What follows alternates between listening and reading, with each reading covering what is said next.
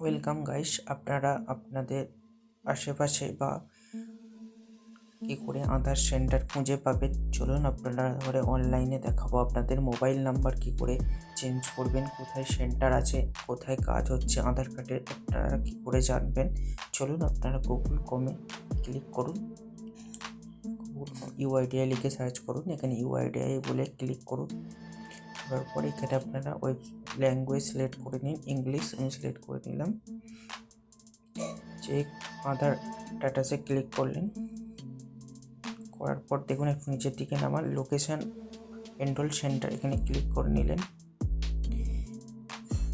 আপনারা এখানে আপনাদের জায়গার নাম লিখেও সার্চ করতে পারেন বা নিয়ারেস্ট বাই সেন্টার লিখেও সার্চ করতে পারেন।